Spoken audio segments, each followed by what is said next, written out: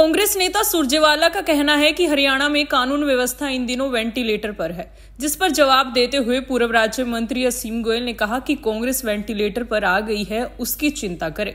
जिस प्रकार कांग्रेस के राज में अपराधियों को संरक्षण मिलता था, लेकिन आज के समय में अपराध को खत्म करने का काम किया जा रहा है। हर अपराधी को जेल की सलाखों के पीछे भेजा जा रहा है। मैं सुरजेवाला साहब को कहना चाहता हूं, जो कांग्रेस वेंटिलेटर पे आ गई है, आप उसकी चिंता करें। कानून व्यवस्था जिस प्रकार से आज अपराधियों को संरक्षण आपकी सरकारों में दिया जाता था, वो संरक्षण भी समाप्त हुआ है और सरकार चलाने वाले बिल्कुल संवेदनशीलता के साथ सरकार चला रहे हैं। और हरियाणा में एक बार नहीं, दसियों बार मुखिया जी ने, हमारे नायब सिंह सैनी जी ने साबित किया। जिस प्रकार अब कार्रवाई इन गैंगस्टर्स के ऊपर हो रही है या ऐसे लोगों के ऊपर हो रही है, वो आज तक कभी कांग्रेस करने की हिम्मत नहीं जुटा पाई। तो सुरजेवाला साहब, जो आपकी कांग्रेस वेंटिलेटर पे, आप उसकी चिंता करें। राहुल गांधी आज वोट चोरी का दूसरा एपिसोड लेकर आए हैं, जिसमें उन्होंने आरोप लगाए हैं कि सॉफ्टवेयर के जरिए बोर्ड डिलीट किया गया है। जिस पर बोलते हुए असीम गोयल ने कहा कि जब बात हिमाचल तेलंगाना की आती है, तब राहुल बाबा चुप्पी साध लेते हैं। राहुल गांधी राजनीति का गोल्डन स्पून लेकर जन्मे हैं, जिन्हें विरासत नहीं राजनीति मिली है। ट्रैक्टर पर चढ़ जाने से, खेतों में चले जाने से वह गरीबों की जिंदगी नहीं जी सकते, बल्कि उसके लिए उन्हें बाहर रहकर वहां जीना चाहिए। राहुल जी, यही फार्मूला जब कर्नाटक, तेलंगाना और हिमाचल की बात आती है तो उसके ऊपर चुप्पी साध जाते हैं। राहुल जी की आदत है, राजनीति में कभी नहीं चलता कि मीठा मीठा गपगप और कड़वा कड़वा तू। राहुल जी अभी भी एक गोल्डन स्पून, मैं समझता हूँ, लेकर जन्मे हुए बालक हैं। राजनीति उन्होंने घिसाई नहीं की। ट्रक में चढ़ जाने से, मैकेनिक का काम कर लेने से, खेतों में जाके एक बार पार्शली जीरी लगा लेने से कोई किसान मजदूर नहीं बन सकता। वो नीचे से जीना पड़ता है।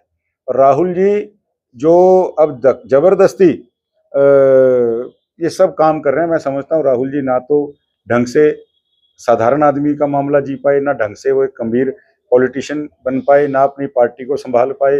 विपक्ष के नेता के नाते ना विपक्षी की भूमिका, वो एक्सीडेंटल पॉलिटिशियन है। और एक्सीडेंटल पॉलिटिशियन को भारत की जनता कभी स्वीकार नहीं। दुष्यंत चौटाला का कहना है कि प्रदेश में 18,50,000 एकड़ की फसल पानी में डूबने से बर्बाद हो चुकी है, लेकिन सरकार इस समस्या के प्रति गंभीर नहीं है।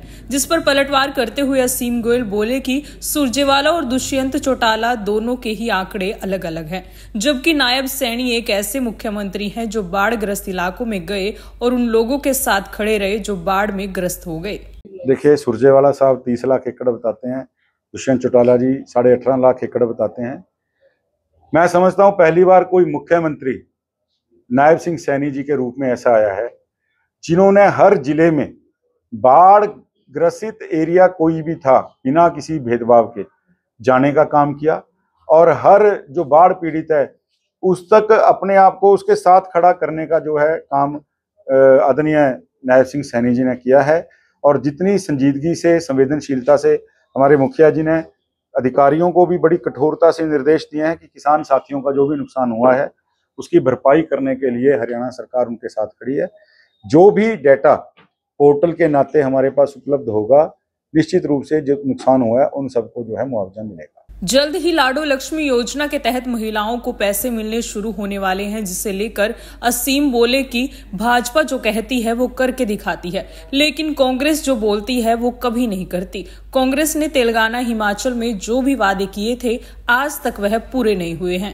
भारतीय जनता पार्टी के लोग जो कहते हैं सरकारों में आके वो करते हैं। कांग्रेस के लोग जो कहते हैं सरकार में आके बिल्कुल नहीं करते। केवल इतना ही फर्क है। कांग्रेस ने कर्नाटक के अंदर, तेलंगाना के अंदर, हिमाचल के अंदर एफिडेविट तक देने की बात की।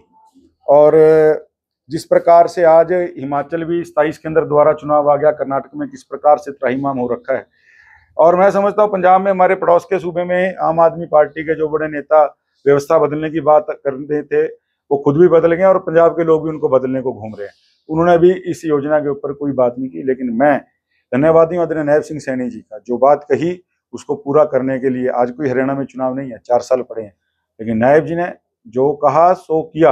इस बात को प्रमुखता देते हुए, हमारा वचन ही शासन है, इस बात को नायब जी ने आगे रखते हुए जो है आज उस बात को पूरा करने का काम किया। मैं सभी बहनों की तरफ से उनका धन्यवाद।